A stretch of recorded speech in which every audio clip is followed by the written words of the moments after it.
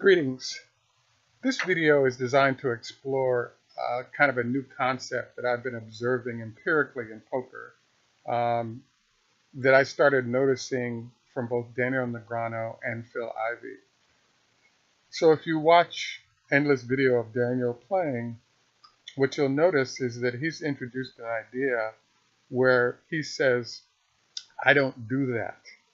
And what he's talking about is if Daniel has aces, kings, or queens, or even tens, he makes a point of not shoving immediately. I thought this was an interesting move because I noticed Phil Ivey does the same thing. This is a rule violation because clearly you could have lesser hands run you down versus trying to take the pot down right away with those big hands. What's interesting to me is that I think it's worth starting to collect data on and figure out if you want to observe what they do. Because here's the problem. What hands most likely end up with a shove? Something like, let's say, an ace-king or an ace-queen. So if you have, let's say, kings or queens, for example, and both parties shove, you can be confident, or both parties make a huge bet at the beginning, or let's say first round, let's look at the idea of shoving. If you have someone who has an ace-king and you have a queen, if you shove and an ace comes on the flop, you're screwed. Hopefully you can maybe find a way out of it through the back door, but pretty much you lose on the flop. If in fact you had a large bet that made it a heads-up situation, but didn't shove your entire stack in, you have the possibility of getting off the hand if you see that ace. Another thing that happens if you don't shove and that person has an ace-king or ace-queen or ace-10 or something of that sort, after the flop, they're down to two possible cards to make their hand, and they're not guaranteed of that. I can't tell you the number of times I've been in a situation, I've seen others in a situation, where you shove at the beginning, both people are all in, and then he hits the ace on the river.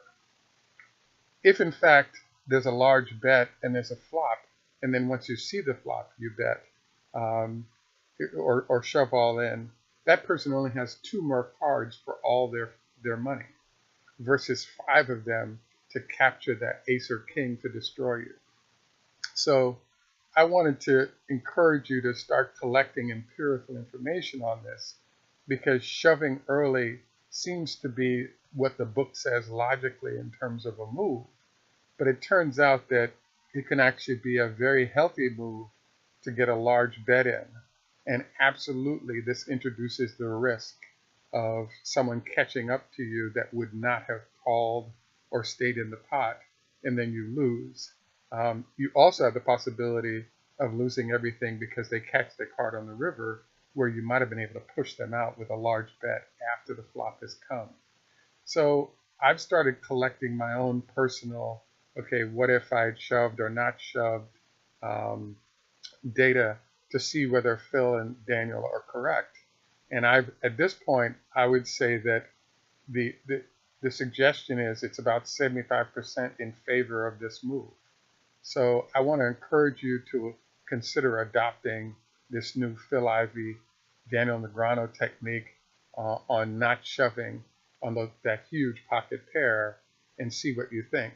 There are situations even where even a flush might, you might be able to see the flush before it hits you, or you could get your flush as part of it.